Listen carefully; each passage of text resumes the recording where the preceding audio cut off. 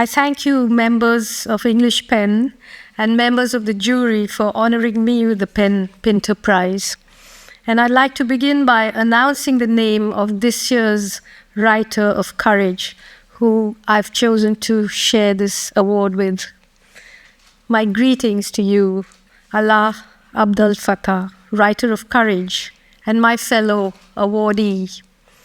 We hoped and prayed that you would be released in September, but the Egyptian government decided that you were too beautiful and too dangerous a thinker to be freed yet.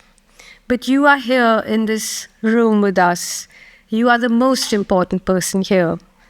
From prison, you wrote, I quote, "My words lost any power, and yet they continue to pour out of me. I still had a voice, even if only a handful would listen." Unquote. We are listening, Allah, closely. Greetings to you too, my beloved Naomi Klein, friend to both Allah and me. Thank you for being here tonight. It means the world to me. And greetings to all of you gathered here, as well as to those who are invisible perhaps to this wonderful audience, but as visible to me as anybody else in this room. I'm speaking of my friends and comrades in prison in India, lawyers, academics, students, journalists, Umar Khalid, Gulfisha Fatima, Khalid Saifi, Sharjeel Imam, Rona Wilson, Surendra Gadling, Mahesh Raut.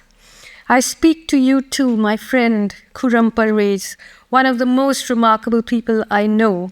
You've been in prison for 3 years. And you too, Irfan Mehraj, and to the thousands incarcerated in Kashmir and across the country whose lives have been devastated.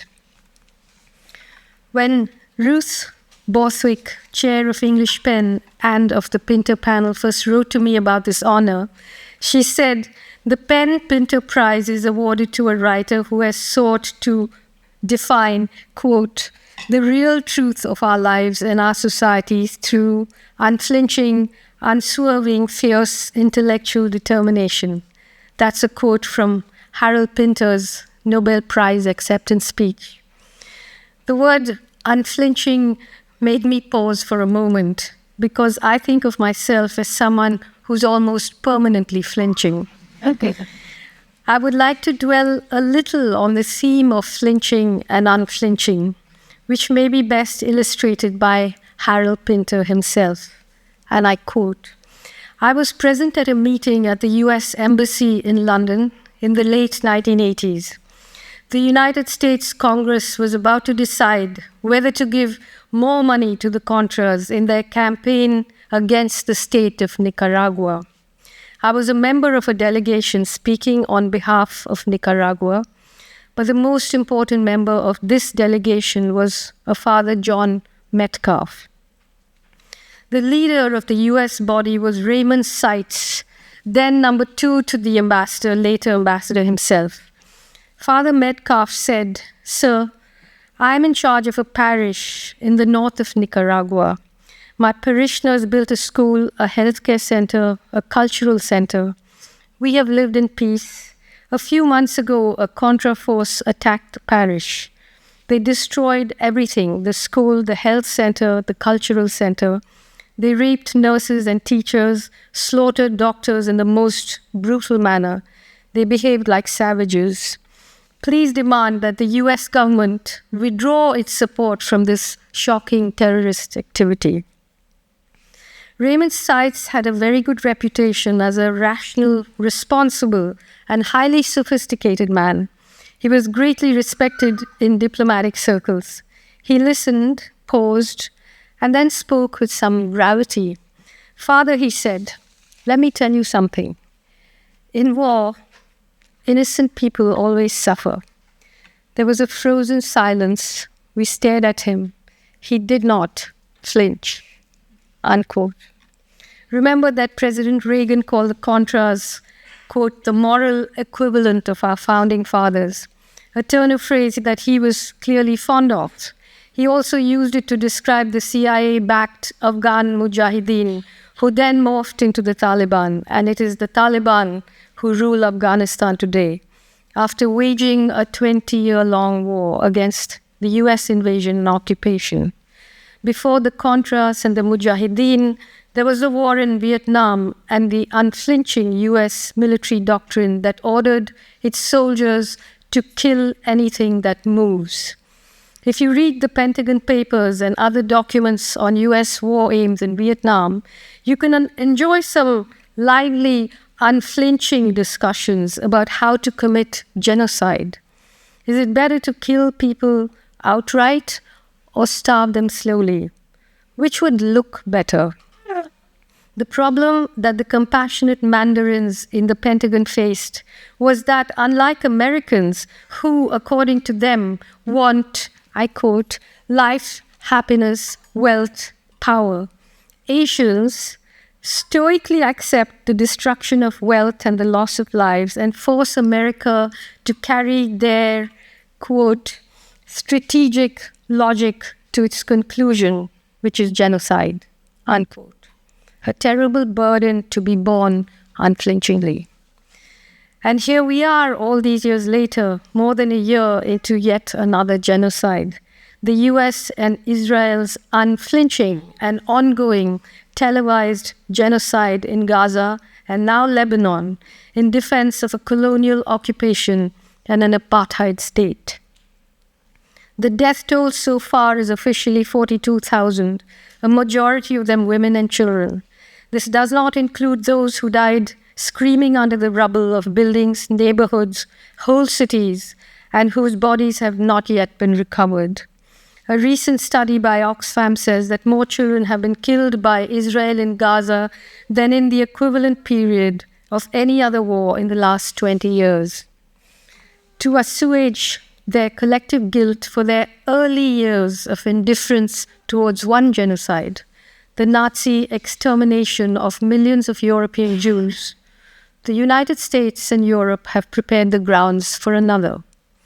Like every state that has carried out ethnic cleansing and genocide in history, Zionists in Israel, who believe themselves to be the chosen people, began by dehumanizing Palestinians before driving them off their land and murdering them. Prime Minister Menachem Begin called Palestinians two-legged beasts.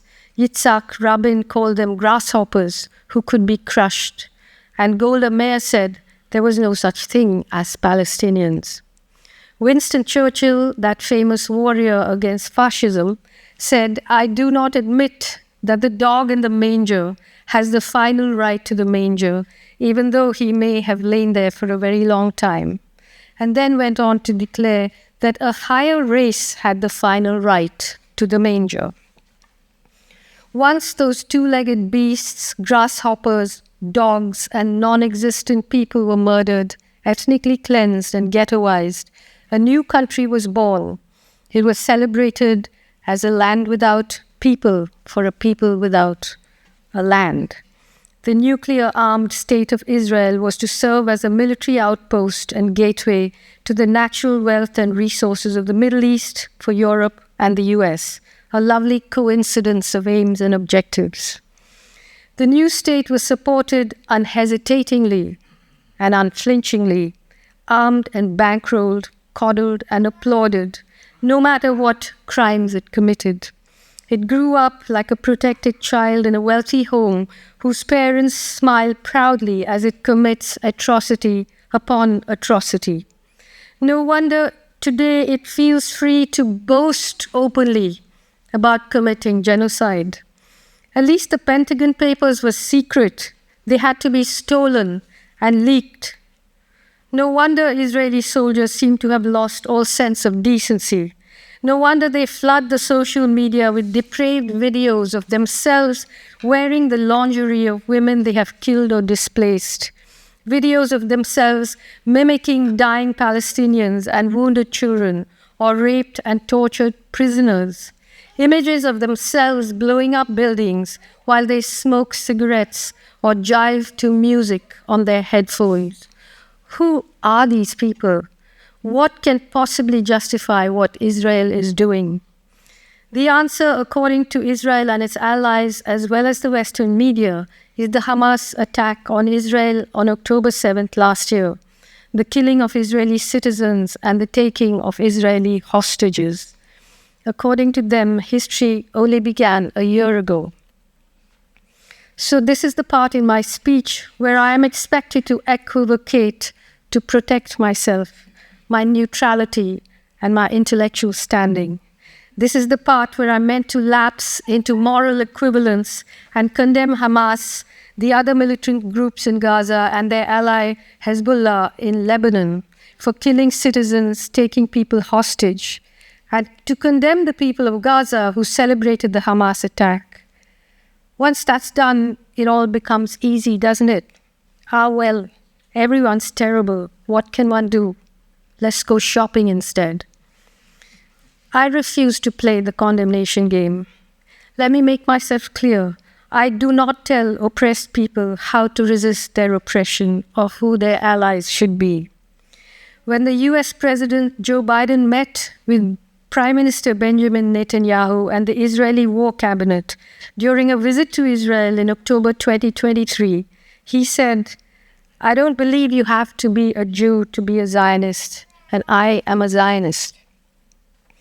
Unlike President Joe Biden, who calls himself a non-Jewish Zionist and unflinchingly bankrolls and arms Israel while it commits its war crimes, I'm not going to declare myself or define myself in any way that is narrower than my writing. I am what I write.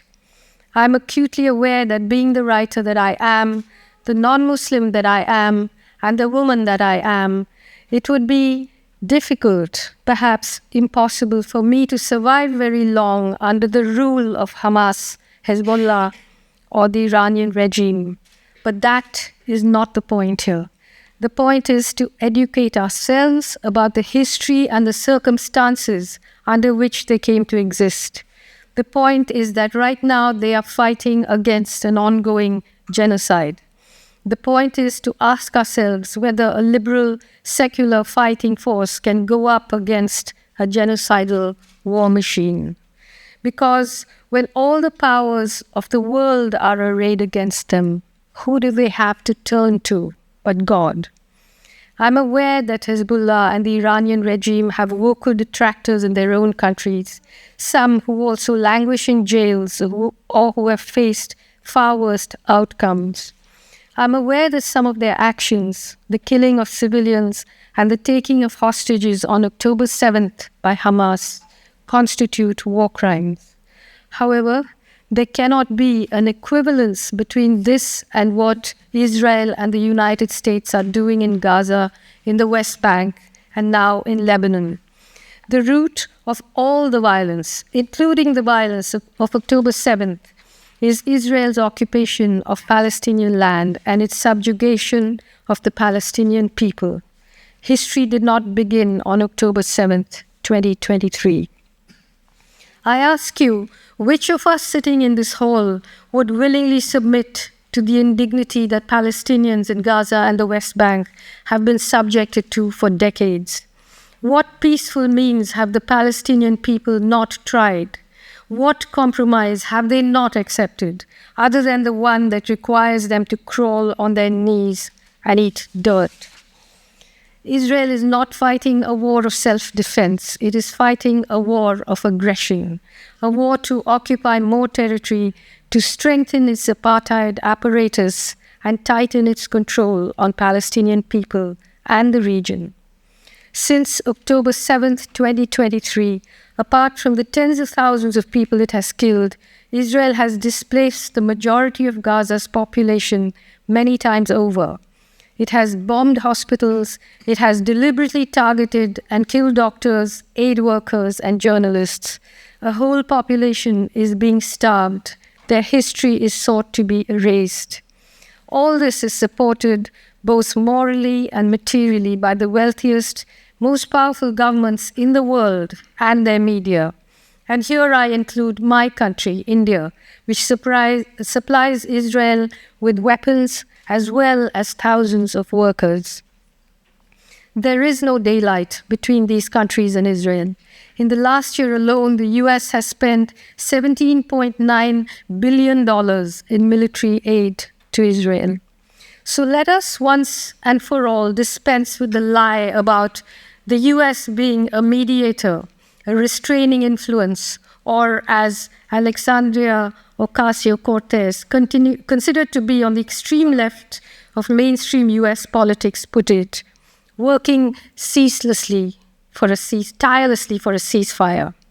A party to the genocide cannot be a mediator. Not all the power and money, not all the weapons and propaganda on earth can any longer hide the wound that is Palestine, the wound through which the whole world, including Israel, bleeds. Polls show that a majority of the citizens in the countries whose governments enable the Israeli genocide have made it clear that they do not agree with this. We have watched the marches of hundreds of thousands of people, including a young generation of Jews who are tired of being used, tired of being lied to. Who would have imagined that we would live to see the day when German police would arrest Jewish citizens for protesting against Israel and Zionism and accuse them of anti-Semitism? Who would have thought that the US government would, in the service of the Israeli state, undermine its cardinal principle of free speech by banning pro-Palestine slogans? The so-called moral architecture of Western democracies, with a few honorable exceptions, has become a grim laughingstock in the rest of the world. When Benjamin Netanyahu holds up a map of the Middle East in which Palestine has been erased and Israel stretches from the river to the sea, he is applauded as a visionary who's working to realize the dream of a Jewish homeland. But when Palestinians and their supporters chant, "From the river to the sea, Palestine will be free," they are accused of explicitly calling for the genocide of Jews. Are they really? Or is that a sick imagination projecting its own darkness onto others? An imagination that cannot countenance diversity, cannot countenance the idea of living in a country alongside other people, equally with equal rights, like everybody else in the world does. An imagination that cannot afford to acknowledge that Palestinians want to be free, like South Africa is, like India is, like all countries that have thrown off the yoke of colonialism are, countries that are diverse, deeply, maybe even fatally flawed, but free. When South Africans were chanting their popular rallying cry, "Amandla," power to the people, were they calling for the genocide of white people? They were not. They were calling for the dismantling of the apartheid state, just as Palestinians are. The war that has begun now will be terrible, but it will eventually dismantle Israeli apartheid. The whole world will be far safer for everyone, including for Jewish people, and far more just. It will be like pulling an arrow from our wounded heart. If the US government withdrew its support of Israel, the war could stop today. Hostilities could end right this minute. Israeli hostages could be freed. Palestinian prisoners could be freed.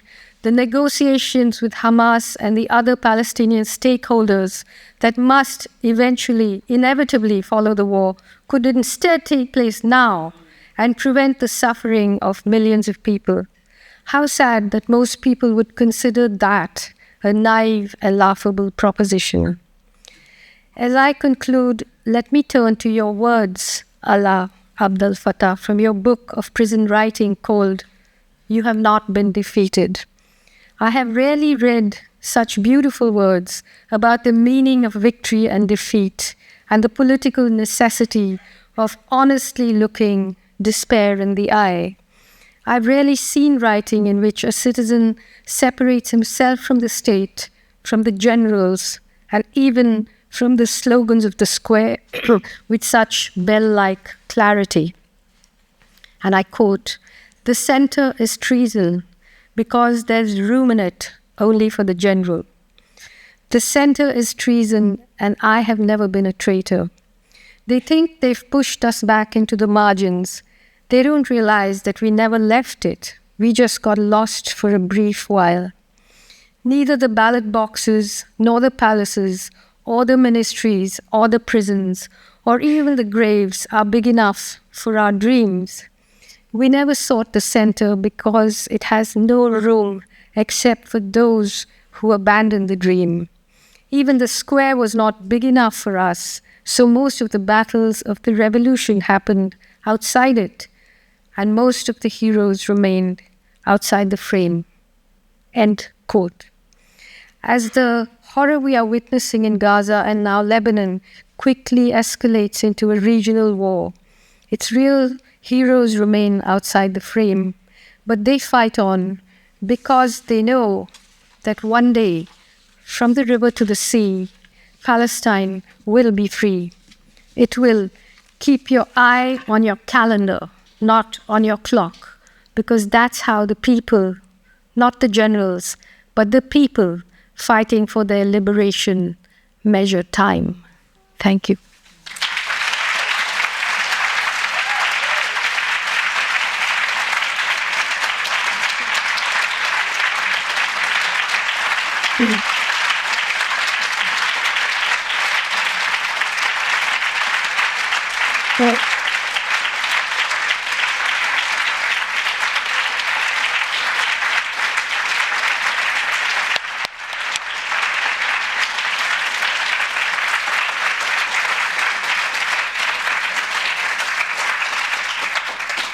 Thank you.